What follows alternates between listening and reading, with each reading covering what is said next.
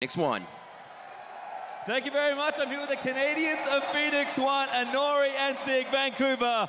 Give it up for your boys.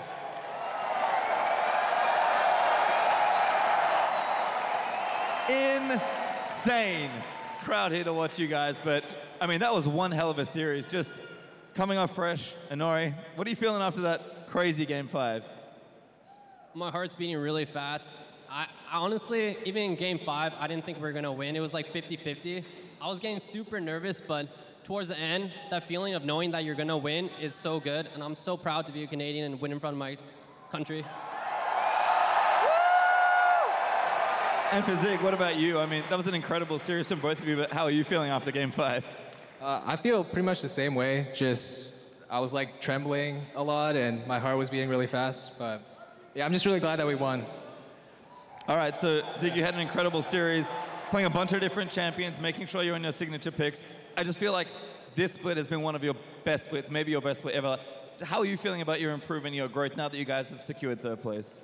I'm just really happy at the results. I think I had a lot of help this split. Like Coach Fly really helped me up my game a lot and fixed a lot of the problems I was having last split. And just playing with superstars like Ryu Arrow and Nori, and our rookie Shady, who's also a superstar, it has really helped me as well a lot.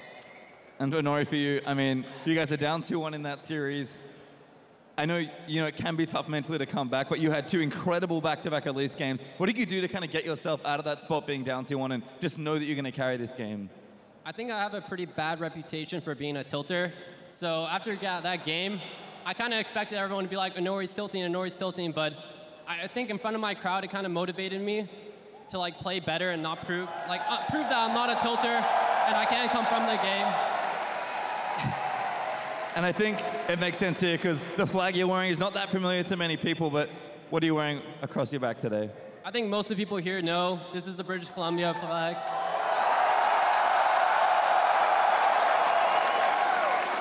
And I'm so happy to represent this place and win in front of them. This place is amazing, beautiful British Columbia. All right, so for both of you, it's obviously been a monumental experience to win here in Canada. What do you guys have to say to your friends, your family, your friends? Zig, we'll start with you. Wait, what, one more time? What do you have to say to your friends, your fans, your family, winning here in Canada? Just thanks for all the support, and hopefully you can cheer for us next season too. And Nori, what about you? Yeah, thanks for watching. Thanks for supporting us. I'm so happy. The crowd was amazing. You guys were so loud, we could hear it. And it helped. It wasn't bad, it helped me. It kind of pushed me to play better. So I appreciated all the noise you guys gave us. All right, so fantastic series from you both. Once again, congratulations on your 3rd place finish, but we are going to throw it back to the analyst desk to get their thoughts on the series. Thank you very much, Pastry Time. What a series, all 5 games, down 2-1. The untilt happens, and you had 2 great games out of Nori at the very end there. Game 5 was incredible. It looked like, it was going to be P1 the whole time, and then FlyQuest actually was able to fight back, and it was a real nail-biter. I like it when the 5th game is the closest, because even though this was a 5-game series, it had a lot of very close one-sided games early on. And then the fact that just Nori was able to recover from those really poor games when people were chanting Meteos, and then to come back in front of the home crowd, it's a great story. Yeah, absolutely. So speaking of being in front of the home crowd, Pastry's here once again with a interview with FlyQuest's bot laner. Thank you very much. I'm here with Altec, the hometown hero of Vancouver. I'm sorry I have to be talking to you on a loss here. I mean, such a rough series, so close. How are you feeling, man? Honestly, it sucks that we lost, but we're able to play 5 games here in Vancouver, and it's really exciting. The audience was great, and I love you guys. And I have to say, I don't know if it's kind of being home that made this happen, but you played amazing today. What happened? I remember seeing you a few years ago playing this good on those hard carry champions. You told me all these weeks ago that you're maybe happy if the meta shifts back in. Honestly, at that point, you could have carried that last game, and you very nearly did. I mean, what's happened to Altec? Are you back? I don't know, honestly. It's just I guess the crowd just kind of gets the last little part of me and gets me going, so I was able to play really well today. And of course, for FlyQuest in general, it's been a very up and down split for you guys, but the expectations coming in were pretty low. and almost finishing third here in your first ever split as FlyQuest. I mean, that's just incredible in general, but what are you guys doing moving into the summer split, moving in towards Worlds? Your teammate Hai has never missed a Worlds, or he has been an active LCS player. How are you guys feeling moving into the summer, especially given just what the expectations were like coming into spring? We weren't able to, I guess, play in the finals here, but I think moving on to summer and onto Worlds even, I think we can, we'll practice harder, troll less, I guess, in a way. But that's something we kind of do often. So I think that even though we lost today, I think people will take next split a lot more seriously, and hopefully we're able to go to Worlds. And the results already just seem so good. My final question for you, Artek. You have the floor. You're surrounded by friends, fans, and family here in Vancouver. Do you have any words for them? Honestly, thank you guys for coming here. It honestly means a lot to me. A lot of friends, family, even people that I went to school with, or maybe seen me in school. Thank you guys for coming, even though we didn't win. I'm very honored to be here. Vancouver, I heard in the last game you chanting his name. If you have some love for Artek, now's your final chance.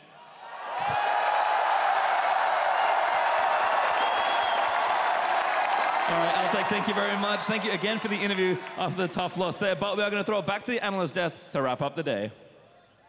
Thank you very much, Basic Time. Great cast in the day, great interviews as well to everyone involved, and it was, again, a very great series. Let's talk about what happened in Game 5. Phoenix1 said, you know what, it's time to go blue side. They did have a little bit of spice something prepared. They had a nice level 1 invade that came out well for them, and they had control kind of the entire time, it felt like. Yeah, okay, there were some comeback fights, but this was P1's game to win almost the whole way through. I think throughout this series, early fights were pivotal in deciding the entire game. This one put both Inori and Ryu massively ahead, even more so in the follow-up fight that they won around mid because they won the first one. So these early fights were so big. Yeah, and you can see Altec there nearly being able to come back later in the team fights because it was a fairly 1-3-1 style team composition that Phoenix1 put together. We knew that Phoenix1 was going to switch things up as they had their first game on blue side, and the fact that they were willing to first pick LeBlanc dictated the rest of the strategy because that still meant that the jungle pinch was going to be happening. They were going to be trying to put Inori onto Elise, and that's already just a full pick composition, but Phoenix1 was ready for it and able to execute. Yes, the kind of comp where you do need to keep the early lead, otherwise you don't have a way to 5v5 and get back in. You need some level of control, and the fact that they were able to maintain that the whole way through definitely spoke well to their ability to close out games. Yeah, it certainly did. And Hai has never been one to shy away from LeBlanc, even when this champion was completely permanent. FlyQuest has always been a team that was willing to let champions like LeBlanc through or Camille through with planned answers to it, such as the Cassidon, such as the Poppy in the top lane, and and they did come out with that. Well, and of course, the planned answer Cassidon got shut down early on. We do have the replay of that level 1 invade that I always enjoy planned plays like that. It felt like there was a little bit something they had prepped, and it went really nicely. It did go incredibly nicely, and this is so big from Ryu. He needs to deny this last little Raptor to stop level 2 on Moon. So that alone gives them the level advantage, while his jungler and top lane are doing the red buff. Now they can come in with not only the red buff, but a level up. Yeah, almost a sneaky invade there to be able to be doing the red buff and get level 2s in what is otherwise a level 1 engagement. Gives them that extra spell in which to take Hai down. So much of that was on a very slim margin, but Phoenix1 was able to pull it off thanks to the plan. I mean, that was massive in putting Hai behind. Not only did that happen, but then again, they fight mid lane jungle around the mid lane again, and now Ryu gets the kill, gets a blue buff. That put him so far ahead of Hai, and Hai was almost 100 CS below the kind of pro pace that you would like on a Cassidon for the whole game. If that early fight goes different, it could be a completely different series. I mean, you just saw the damage graph down there. Hai had done a really good amount, only second to the Caitlyn who was going off on his team. Imagine another 4,000 gold.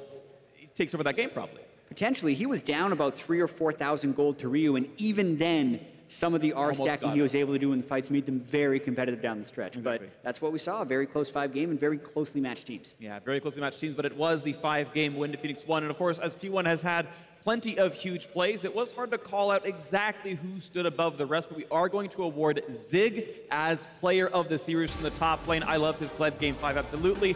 Honorable mentions do go to Inori. We're also at one point considering Ryu in the mid lane, but we said Zig #1 here on the team. Yeah, a lot of standout players for Phoenix1. Pacer did call him the king of Pled, and he pulled out the comfort pick in Game 5 as we were kind of expecting, but that's not to understate his Rumble games as well, which were dominant.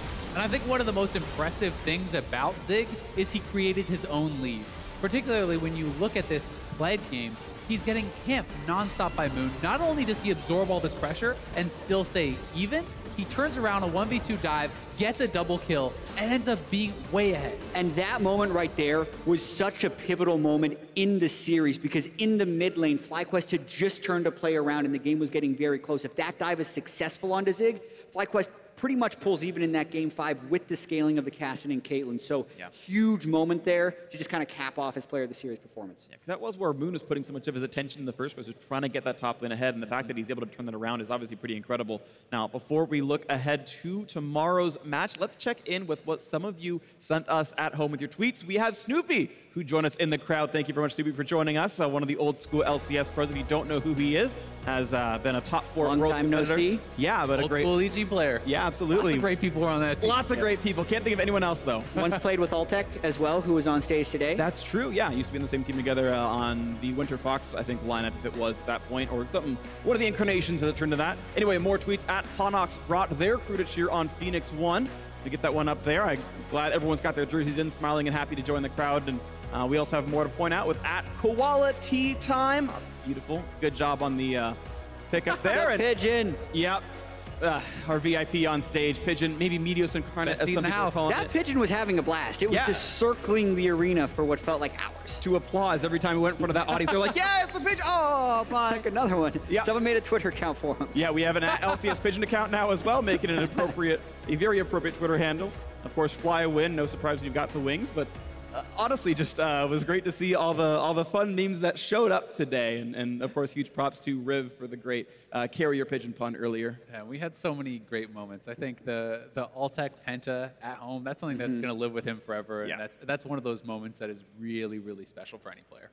Totally agree. It's been beautiful. So with their win today, Phoenix1 have ended the split in 3rd place. They've earned 50 championship points for themselves. As a result, FlyQuest will go into next split in 4th place with 30, of course. And tomorrow we have our championship match. It is Cloud9 taking on TSM, and nobody, of course, wants to miss that one. It'll be same time as today, noon, we hope. Yeah, I really hope that series goes to 5 games. I see so many close matchups between those two teams, and there's just too much to talk about here. We're going to save it for tomorrow because picks and bans, solo lanes, MVP candidates, all this stuff going into that game. Yep, and you two will be casting it with FaceTime. It'll be wonderful to watch. I'll be listening. It's going to be beautiful. So on behalf of myself, the casters, the analysts, and the entire live broadcast crew, thank you so much for watching, and we will see you here tomorrow crowning our spring split champion.